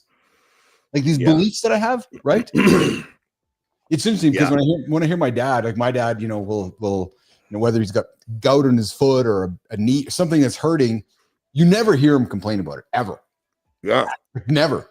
It's just like, well, it's there. I got a toe that has gout, and it's funny. It's one of those things where it says you don't know whether the guy has no emotion or whether there's no feeling or whether it's just an acceptance for what it is. And what the hell do you want me to do? You want me to sit here and bitch about it the whole time? Like, what's that going to do for anybody? Well, and then what you think about, so it's the energy going there, right? You got to understand, you're also fucking up the people around you. Yes. Once Tara and I were talking to somebody, and I didn't register that she was really listening, and that person said, God, you used to have a lot of headaches. You don't have those anymore. Oh. And I kind of just looked at him and kind of smirked, like, and I said, I just don't talk about him anymore. Yes. Yeah. And her fucking head snapped, and she was, because I think even she thought that I wasn't having him anymore. Oh, yeah. But if I don't talk about it, guess what she doesn't do? She doesn't fucking stress out. She stops fucking researching. Yes. She's researching because she's worried. I'm creating an uncomfortable place for her because I'm bitching about choices that I made. Well, it goes back to a conversation we had a few weeks back about the burdens that some men carry and just don't talk about it because there's a recognition of what's the benefit of sharing the burden with everybody else at this time. I'm going to carry it. I'm going to deal with it. I know how to manage it. Back to your headaches. I'm dealing with this. I'm dealing with the decisions that I've made in my life. I don't want to stress you out, love. If it's bad enough, we'll talk about it, but I am managing this burden on my own. It's essentially what you're saying. And then, if something needs to be talked about, I'll talk about it. Yes. Well, in season strength, whenever you complain, you attract complainers. And it's true. Exactly. Right? It's back to negative energy, right? If you're going to put negative energy on the table, because what happens is I start complaining about my headache, more than likely to relate to me, you're probably going to share something similar. And then over time, we're going to spend 5, 6, 7, 10 minutes talking about and complaining about our headaches. And we're actually not moving anything in the direction of, we're just talking Band-Aids. Hey, good time. I appreciate it, brother. I can hear you listening in there. You know what I mean? So it's I mean, dude, we get more of what we think about. Period. End of story. Yeah. And then when we think about it, we talk about it. We talk about it. We attract it. It's this fucking circle. It's this, yeah, it's just this fucking circuit that we don't want to participate in. Yeah. And when men feel like when you're like they can't reach out, they can't talk about something. I mean, the way I see it is when something can't be helped, right? And like this situation, this is just the way it is. And you know, I can create this, you know, kind of victim negative environment in our lives, or I can choose not to pay attention to it. You know, now I know that Terry watches my memory closely. Yes. You know, so, but that's, you know, either way, when it comes down to it, I don't want to have the people that I love pay the consequences for the choices I made. What it's interesting, because we're going to wrap this up, Johnny. What I'm hearing you say is, and again, we've talked about this before. My lawyer taught me this, is that if it's not going to move the conversation forward, what's the point in talking about it? So what you're saying is that I can't solve what's happened in the past. I deal with some headache challenges. I'm happy to have somewhat of a conversation with you about it, but there's really nothing to talk about, is what you're saying. And there's a respectful way to say that, because it's like, it's not really going to move anything in any direction that's going to be helpful. So why even spend any energy on it? That's really what you're saying. 100%. And as I went through my stages of regret, right? Yeah. Yeah. I went back and I was like, okay, you know, when this was all happening, we didn't know what we do now. Yes. You know, we did, you know, that's like, you know, the NFL did so much research, they could create these protocols around concussions. Yes. And well, CTE all of mine was done by then. Oh, you know, so it was kind of like, you know, like if you were to get, I mean, wrestlers get fucking concussions all the time. Oh, you know, and being, you know, you get knocked out unconscious, which happened multiple times. You know, there's a window of time you're supposed to wait, not fucking 24 hours. Well, dude, listen, man, I nowhere near done anything that you've done physically. I just share that we grew up in an era, both of us, which was, you know, if I was on the ice and I got knocked out on the ice, it was, hey, get up, shake it off, and get back out there. Right. So the same thing, it would have been, you would have been crushed in the ring, and somebody within your circle would have said, okay, you just shake it off, Johnny, get back out there. Okay, I'm going to get back out there. Right. And that's just kind of the world that we were in, because we couldn't see it. If your arm was broken and you're like, okay, well, the guy's arm's broken, I guess he's got to sit out for a while. Okay, great, his arm's broken. But with your head, 100%, 100%. And keep in mind, it's not just wrestling was my adulthood stuff. Yes. Fuck, I can, as a kid, you know, fuck, living on a farm and fucking falling out of trees, jumping my fucking bike. I mean, I actually on the ice one time, I did not have skate worth of shit. I went fucking ripping down there, feet out from under it, hit my head. I wake up and there's fucking 10 people standing. I've knocked myself out probably half a dozen times before I even got into a sport that was where it was happening more often, you know? So, but we just didn't understand at those times. So when I look back, it's like, okay, could I have done something different? Well, there was no protocols. There was nothing to follow. This is just what we did. So it's not like I did something. Okay, you know, you shouldn't have done that. You did what we knew at that time. could argue, why do you have regret? Yeah. Well, precisely. I could suggest to you that you were living. Fuck yeah. Like 100%. 100%. And using your body to live. And I had the stars to show it, right? Dude, we used to like on the fucking farm. My brother and I, we would set up these fucking jumps. And of course, I'm the little fucking brother. Yes. So, you know, me getting fast enough to clear that fucking second jump. And how many times I'd come to that second jump and I'd hit my fucking front tire and just fucking face right into the ground. And I don't know how fast I was going. And next thing you know, I got him sitting me up. I mean, that's the shit that we did, you know? Yeah, I'm laughing because I could see myself on my three. Remember before they had 4-wheel ATVs, they had 3 of them for a while. They're called trikes, and then they banned them because we had a trike, a 3-wheeler. Well, I remember one day going to my backyard. My parents, I was all cocky, young teenager. Oh, I'm good at this. Fucking pull a pop a wheelie, no helmet on. Boom, boom, boom, pull the thing over. And then I'm next to my parents are standing over me like, and I knocked myself out. Same thing. I was like, oh.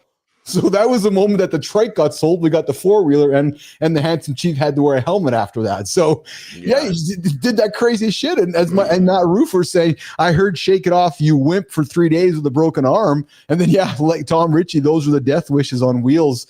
It's funny because these generational things that bring us all together. Yeah, just shake it off. You're okay. Okay. Because you couldn't. Well, and that's the thing. We didn't know any better. At that time. And so it was like, again, it's not like, they were like, hey, you got knocked out, you need to take XYZ, and I didn't do it. Yes. Yeah. You know what I mean? Yes. Even as a kid, it's like, they would make sure that I wasn't sleepy until it was time to fall asleep, and then I would fucking go to sleep and I'd get up and nothing was changed the next day. We just didn't know any different. Oh, Johnny. Okay. Next topic before you get out of here, because this is a special Jon Andersen topic. True story. I'm curious to know what that is. Your best meeting might depend on this bathroom timing thing. Get rhythm, cortisol peaks, and a morning clear out plan. Jimmy, run the opener. Yes, it's a thing. Ask John. Hit your GI window. Move, light, coffee. Then go. Day unlocked. So that stupid thing of fucking AI Keith hopping up and down. Dialing in the morning shit window reduces a lot of issues. Let's just have a little conversation around dialing it all in. Have you always been so dialed in, or did you have to figure it out through experimenting? And I'm being very serious right now. Well, it was kind of a side effect, because what I was always dialing in was my eating. Yes. And you're in many cases, your shitting is going to be directly correlated on your eating habits. Yes. And so it was kind of like, in different phases, it would change. It's like if I was in certain, like when I was really trying to put weight on, I was, just eating constantly, and it was like my shitting habits were going to be different at that point because my eating habits were different at that point. Go ahead. Are you super regular now? We're having a serious conversation, gents. Like, are you once your morning is done, are you done for the day? Because I know you eat constantly, or do you have windows throughout the day where there's a trigger, right? You got your body's going, okay, food's coming in, trigger out. I manipulate my body. So with like fats, right? So on a day where my fat intake is higher, I'll have my morning dumps, but then usually it'll continue a little bit. So again, it's really, I don't think that people understand that if I needed to make sure that I took one dump in the morning and was done, I could easily do that. It'd probably take me 2 days to get my body on that track. That's fascinating. That's why I love this conversation, the human experiment, because you know how to do these things. So here's another question for you then. Well, like with peeing, if we're driving to Mexico, if I don't want to there's been times when like I was prepped for a fucking bodybuilding, we're pulling over to fucking take a piss every 60 minutes. Yes. Like, so Jesus Christ. So I can now manipulate my water to where the day before and the day of, and the morning of primarily, to where we can get down there with basically taking a piss twice when we're getting gas. So I'm going to make an assumption then that back when you were traveling extensively, back through your many careers, bowel movements on buses or airplanes or confined spaces were perhaps not ideal. So I'm going to make an assumption, because again, folks that are listening to this that will travel are thinking about, how can I manipulate that? I'm thinking you manipulated yourself as well so that you weren't shitting on an airplane. Would I be correct in those statements too, where you're always having that awareness, where creating a routine, creating those habits, or you just didn't care, you had to go and you had to go? I see you smirking. Well, when you're on a fucking 13-hour of course, ride, you're good. There's a good chance you're going to take a dump. Yes. But on those planes, it's a bathroom. It's not this little thing you can't fucking barely get in and turn around. But I mean, there are times when I care about manipulating, times where I don't. I'm so regular, man. Like my morning, I have my coffee, I have my water, and then it just happens, and then I'm done for the day. It's just such a routine. Unless, it's funny because I wasn't thinking about it till something you said. unless I will eat some type of fats throughout the day. Fats will trigger something for me. Or if I've joked with you before, renting a meal. Like if I ended up at Taco Bell this afternoon, just for whatever stupid reason, if I had that crappy Your food, body's gonna go get this out now. 100%. Yes. Yeah. Yeah. Like I can tell it. Like if I can tell you before I go to bed. Yes. If I'm gonna have to take a dump pretty quickly after I wake up or not. Oh, interesting. Because of what you've eaten. I can tell you what I've eaten for that day. I'm going to wake up and there won't be an urgency to take a dump. Other times I'll tell you, I'll be on the toilet within 5 minutes after being, that's not a trampoline morning right out of bed. Yeah. Yeah. Well, guys, this is I haven't been doing the trampoline as much. I was about to ask you, yeah, what's going on with the rebounder, man? Why'd you stop? Well, I just, I'm always kind of rotating stuff through. And plus we're in Mexico. We don't have one there. Oh, yeah. So I was on my burpee kick. Yeah. Yeah. But yeah, it's very manipulatable. Guys, mastering your morning routine includes mastering your gut. I'd encourage you to do that. And hey, if you got questions around that, gut health, skin health, Johnny can help you out with some peptide stuff in the peptide business. He can help you out with that. So please do not hesitate to go knock on Andersen's door, connect with him here through the lab. But the guy can help you with any of that stuff. Speaking of John, I also found something yesterday, and I think I'm going to reach out to this company, Kohler. Kohler, who makes taps and makes sinks, and they make, right? Well, I think I have Kohler toilets, I think. Kohler might be the first official sponsor of the Mornings in the Lab Live Network because they've just announced a toilet camera that you can install in your camera. It takes pictures of what happens in the toilet, sends it off for data analysis, and perhaps, Nation, we could do a regular Jon Andersen shit analysis on the show every couple of days, Jimmy, where we put the camera in there and Johnny does a dump and then we send it off for analysis. And hey, the human experiment. And I'm being 1,000% serious with this is like one of those fucking little rings. Yes.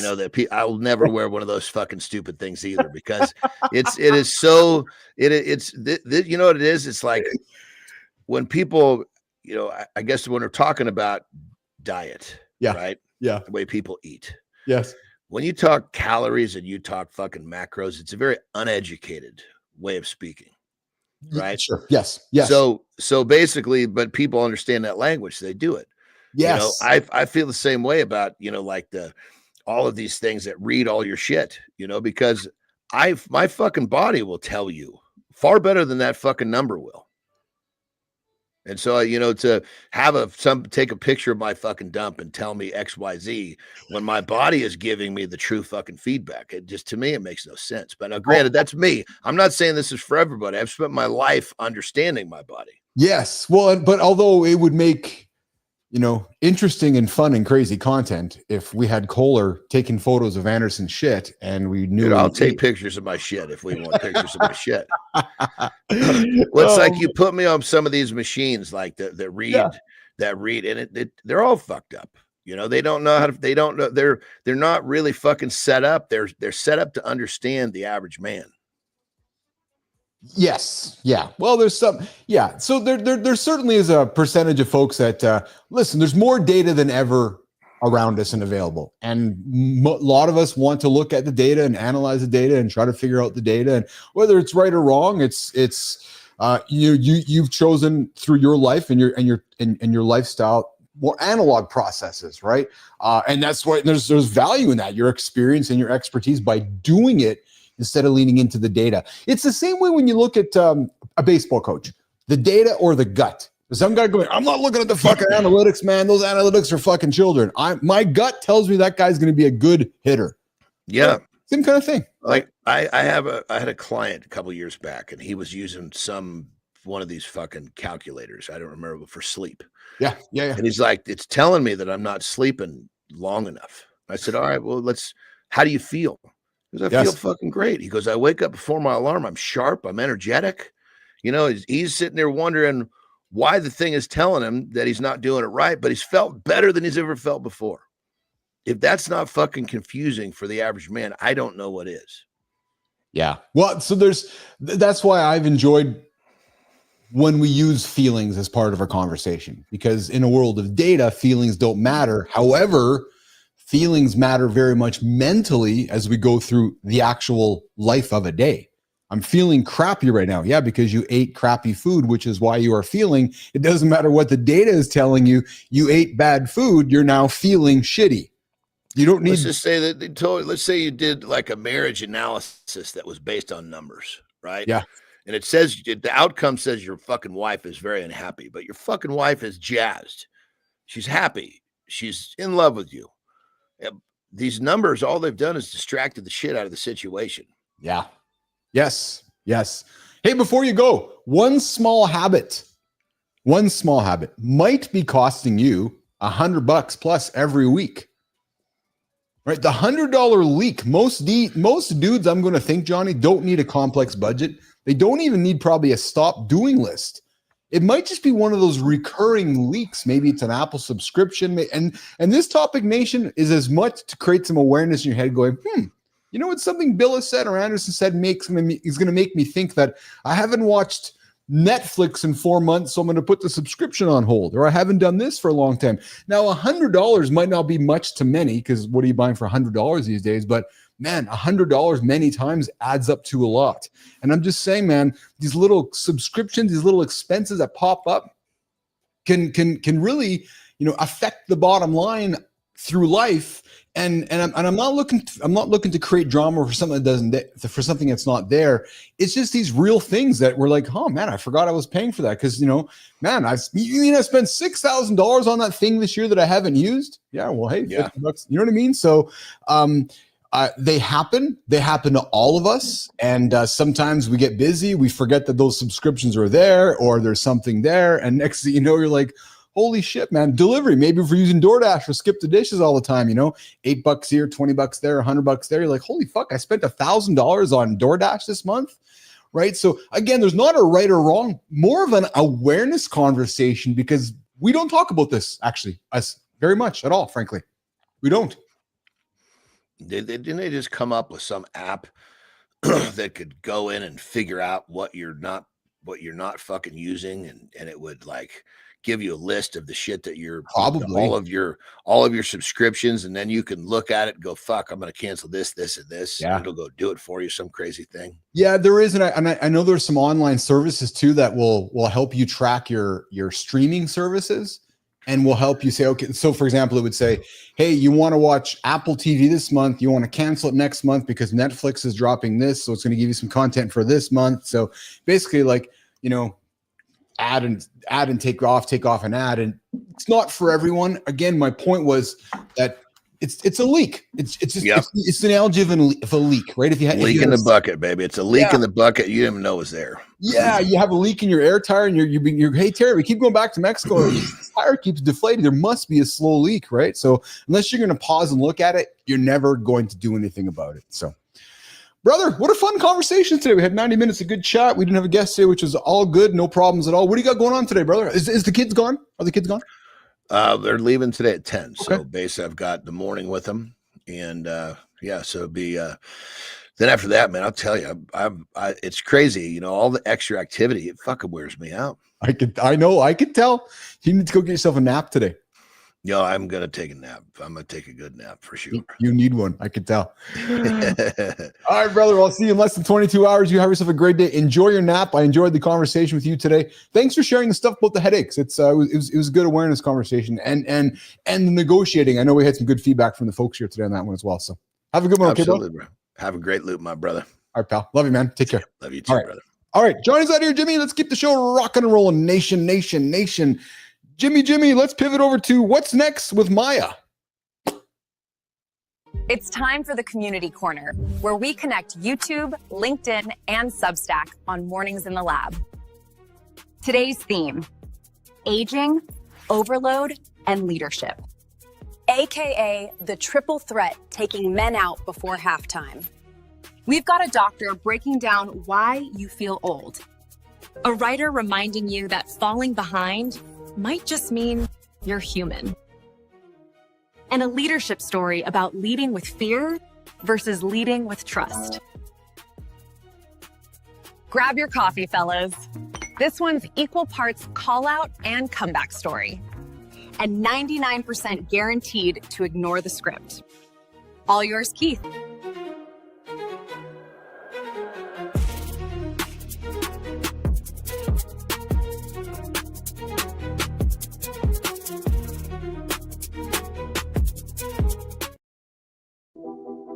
I noticed the details. I love the details. What's the details you guys are wondering about? You guys hear that music that was playing Maya in behind the scenes? Love the details, Melissa. Love the details, Jimmy. It's crazy because I put that together a while back, this music here. Somewhere along the way, my team found the music and weaved it into the community corner. Love that. Love the initiative. Love the awareness. I love the detail. The details what sets many things apart when you think about it, right? The difference between a $20 t-shirt and a $100 t-shirt might be in the detail. It might be in the red thread. Matt Roof ears up. That's made to make that t-shirt. So guys, when you're making anything, doing anything, creating anything, delivering anything, the details matter. Because those that pay attention see the value in those details.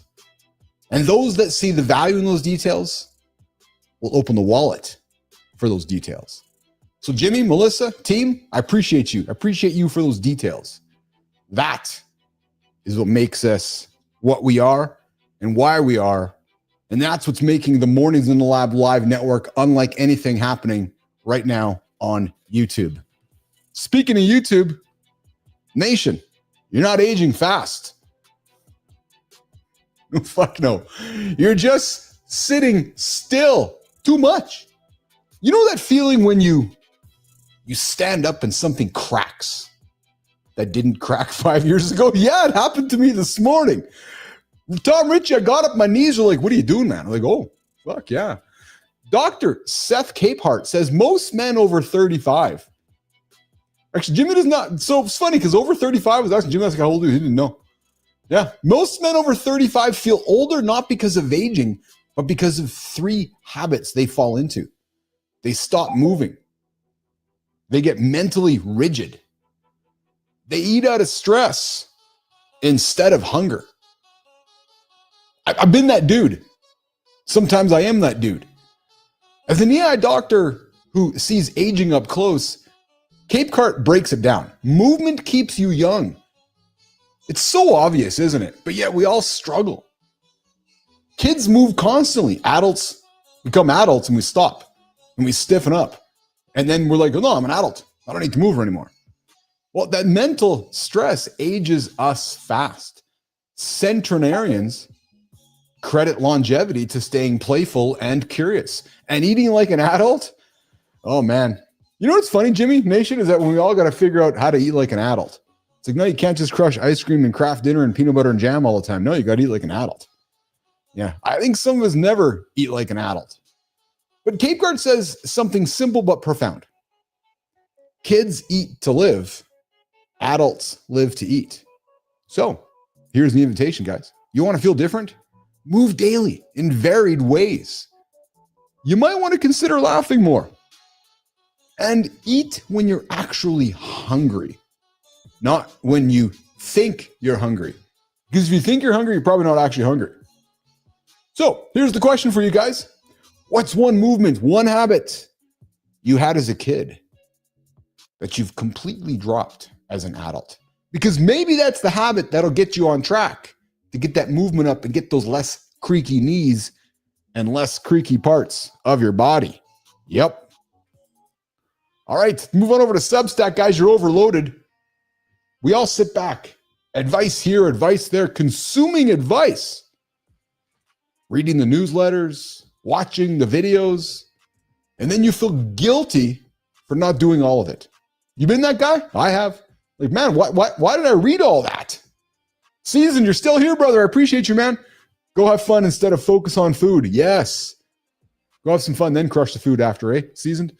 Jack Hopkins on Substack says that feeling isn't failure. It's actually overload. The amount of information has exploded, but the mental bandwidth that we all have, it hasn't. And think about that, guys. Think about this for a quick moment. Information overload, nonstop, everywhere. A cycle of it, 24/7, coming at us from all directions. But has anybody given us the tools to increase the mental bandwidth? No. So trying to act on every piece of advice might be cognitive overload, dressed up as maybe guilt. So What Jack suggests is treat information like a buffet. Think about that for a moment. All this information there, think of it as a buffet, not a prescription. Just pick one actionable idea that you can get done. Maybe today, maybe this week.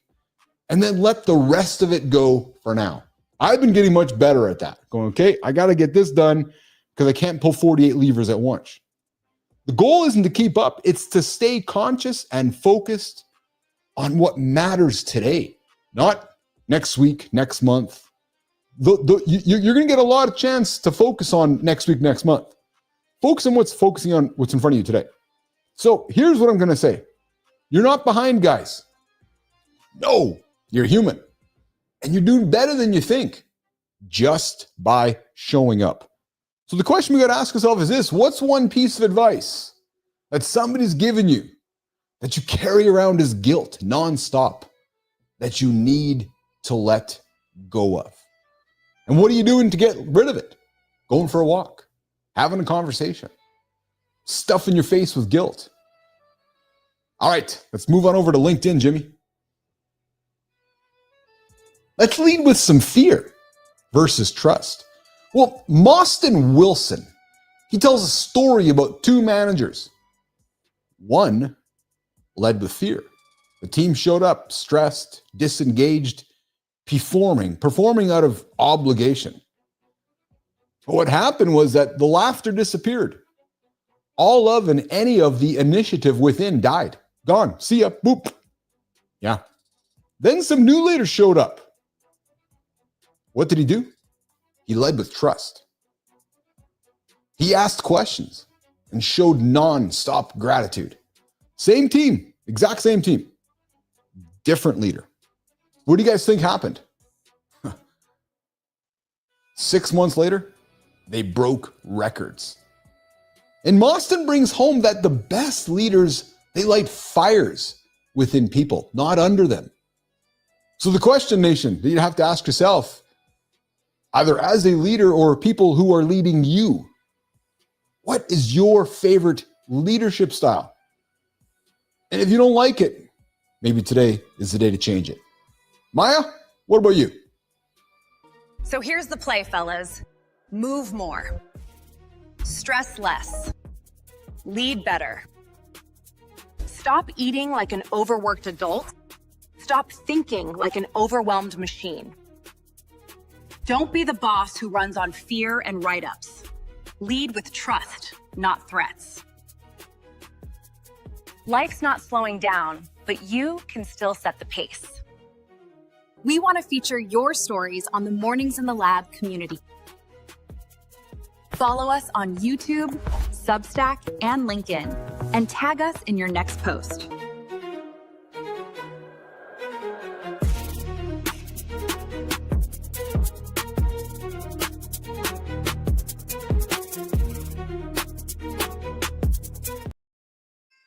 Hey guys, as the show is coming to an end, while the show may be over, the conversation continues. Where does it continue? It continues in the Mornings in the Lab live community. Yep, right here on the channel, the Mornings in the Lab live network. Mornings in the Lab with Keith, Jon, and friends every single day, 8 o'clock Eastern time, right here on the channel. Matt Roof opens it up every day, 7:30 Eastern time. You got 30 minutes of warm, entertaining, kind content to help you get up and get after it with Matt Roof. 7:30 Eastern time, right here on YouTube, LinkedIn, and X as well. And then 8 o'clock, we get it going here as well, guys. And we go Monday to Friday. Yes, sirree. Well, favorite topic today, guys? What do you guys got going on today? What's on your agenda today? I'll tell you what's on my agenda today. Got a couple meetings today and working on automation. Yes. It's clear to me that, we got the show to a spot, a good space.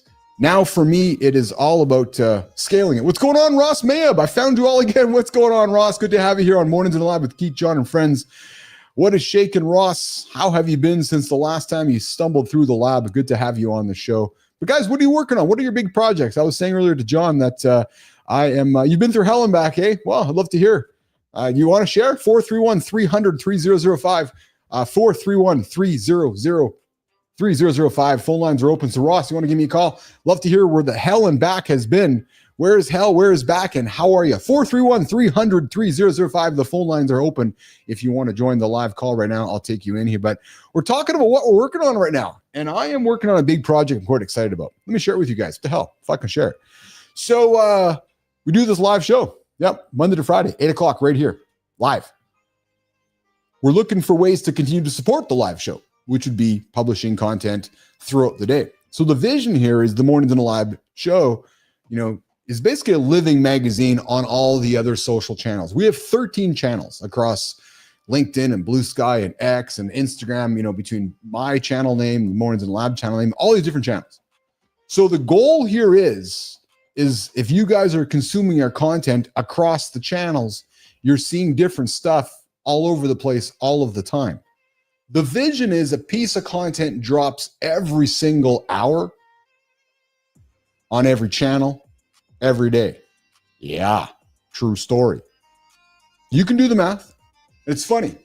Watching the Alex Hormozzi video yesterday, him and his team, they make 36,000 pieces of content a month.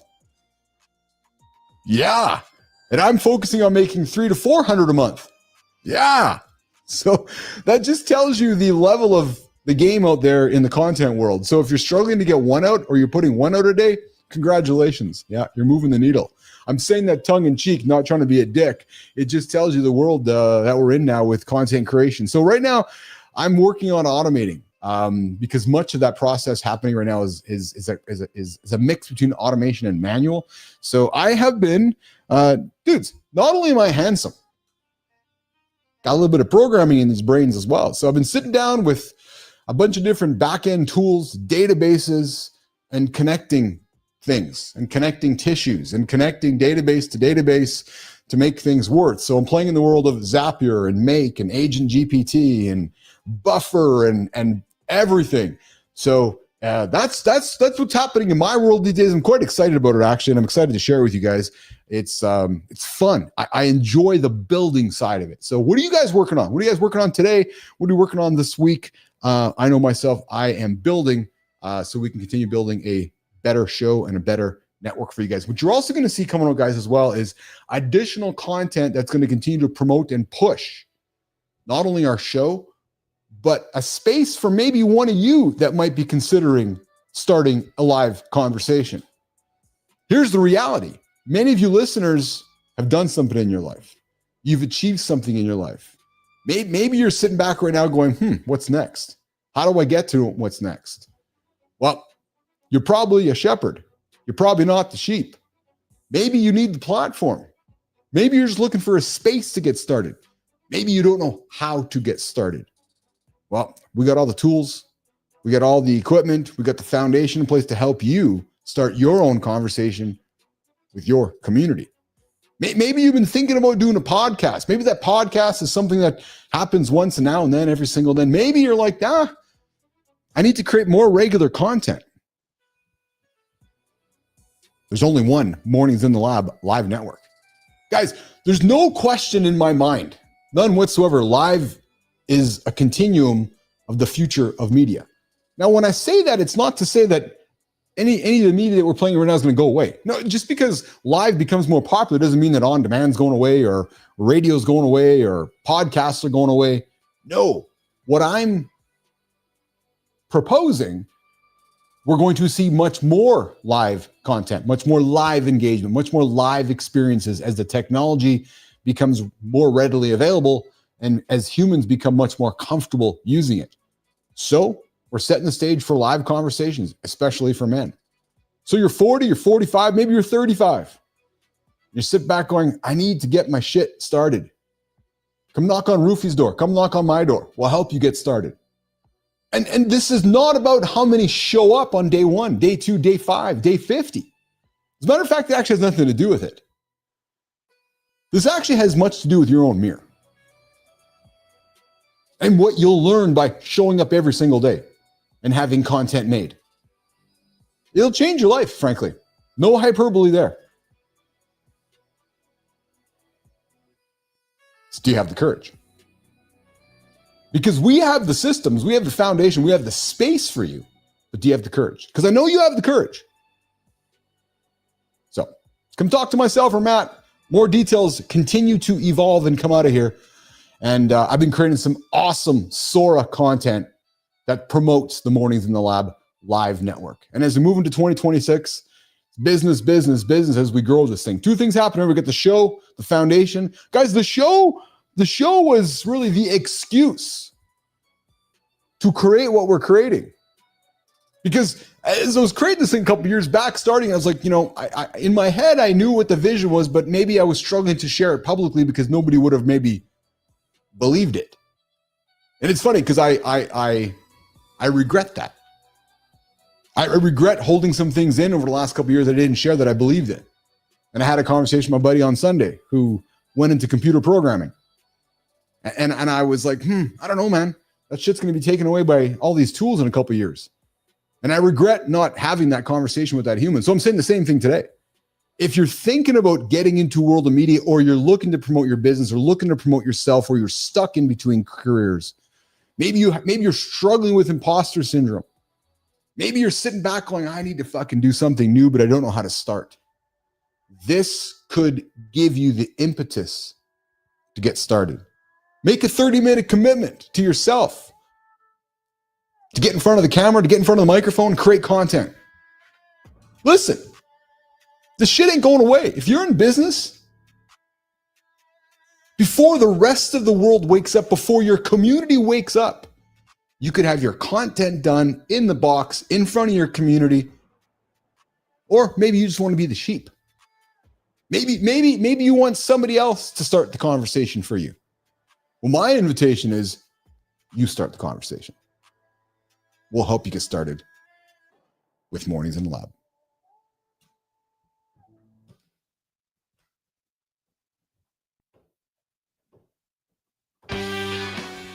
I got to move my buttons around, Jimmy. I keep saying that. Guys, this is a wrap today. Woo, baby. Looking at the content, looking at the comments over here. We got Roofy. Yes, go live. I agree. We got Sullivan. Finally finishing one book, aiming to finish 2 books per month on the regular. That's awesome, Mike. Mike's plans today. One successful person reads 1 book per month. Live content wakes up and energizes cognitively. Hey guys, here's something else to consider too. Many folks want to write a book. It's awesome. I joke about it all the time. It's a running joke in my world. It's a running joke with the handsome chief that I'm not a best-selling author. I got an invitation from all my friends that are authors. And I got an invitation from my friends that are wannabe authors. Maybe, just maybe having a live conversation becomes your live book, which allows you to create content that becomes in your book that's dynamic and living the entire time.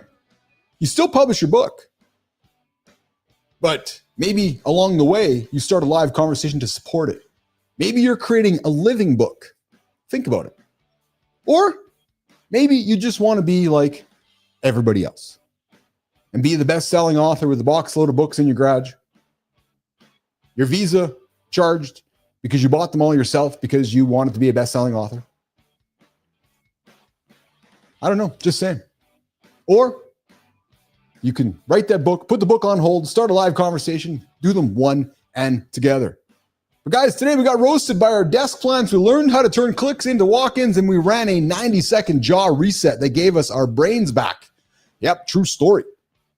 Ricardo O'Neill was going to join us today, but we had a little technical difficulties. No, not us. Ricardo did.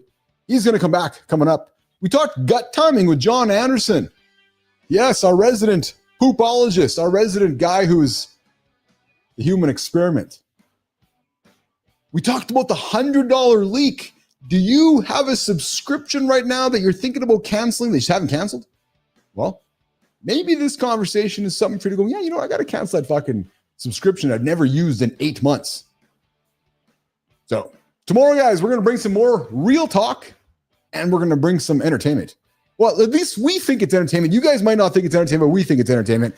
And we're going to break down a shoulder workout called the quiet applause. Don't know what the hell that's all about. We're going to give you 5 health levers that men ignore that move sleep, digestion, and stress. Maybe a friend contract is something that we got to put on the table for our friends. It sounds harsh, but hey, apparently it works. And we're going to talk about how that friend contract could improve everything with boundaries and so forth. And because it's the lab, we like to ask big questions every single day, 8 o'clock Eastern time. Like whether sleeping with onions in your socks works. Yes, true story. We're talking sleeping with onions in your socks. Season strength. I know you want to be around for that conversation tomorrow. And hey, plus we're going to lay down 2 rules that kill overthinking in 60 seconds. So nation, let's get after it. We'll see you in less than 24 hours. As a matter of fact, it's about 22 hours on the next Mornings in the Lab with Keith, Jon, and friends. LinkedIn, YouTube, X, 8 o'clock. We'll see you guys tomorrow.